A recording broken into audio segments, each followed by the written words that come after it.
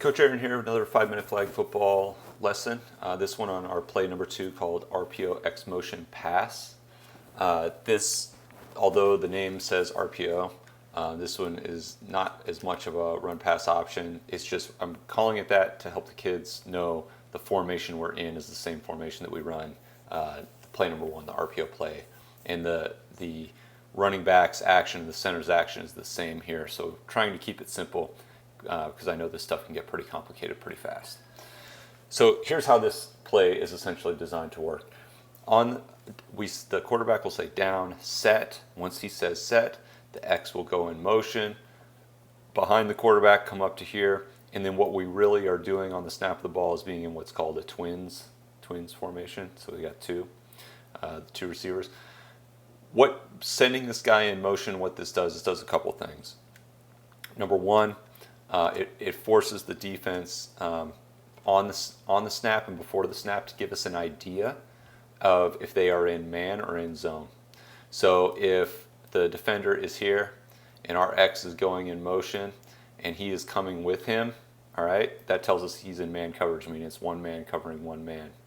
And that'll help the quarterback make a good decision, which we can talk about in a minute. So if he doesn't, then that means he's in zone, and that also will help him make the quarterback make some good decisions. So on set, down, set, he comes in motion around. Once he gets to this X, quarterback says hike. We continue and run kind of a bit of a post pattern toward the middle of the field. And what this is designed to do is the X will either beat his man off the line and get behind them, or he will take his man with him and then open up the flat for the RB. So let's rewind it again. So down, set, X comes around in motion, hike, he's going to run his kind of skinny post. RB is going to go through the same RPO action that we had in the video on the RPO play, faking the handoff, all right, and then coming out to the flat. And then Y is just running a go route down the field. So how this works and the reason why we did this, came up with this play last year. Last year we played a team who did kind of what we call a quarters defense, which basically means 4 defenders across here. And then they had one really, really good safety. And this kid, I mean, I don't know how many years held back he was, but I mean, this kid was like a high schooler running like this side to that side in 2nd and 3rd grade flag. Really athletic kid and huge. Well, we had to figure out a way to stop this guy because he was just crushing us. And so the way we did it is we would send X in motion here. We say hike, and what this X's job to do was to run basically right past this defender here and straight ahead toward this X. And what that did is it forced, first of all, this defender started going with him, and then it forced the safety to pick him up, because if he doesn't pick him up, then he's running deep, getting behind him, and of course his coach is telling him that the safety has to be the farthest one deep. And if a kid, it's just a natural human reaction. If somebody's running right at you, you're going to start looking at them and defending them.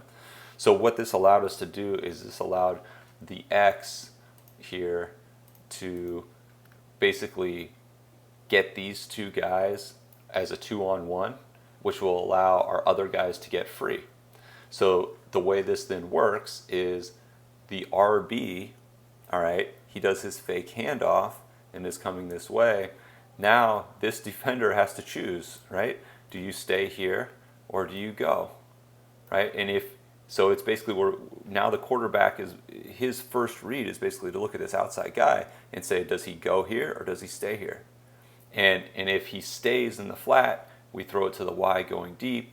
And because our X is doing his job and distracting him, now we're deep down the sideline, all right?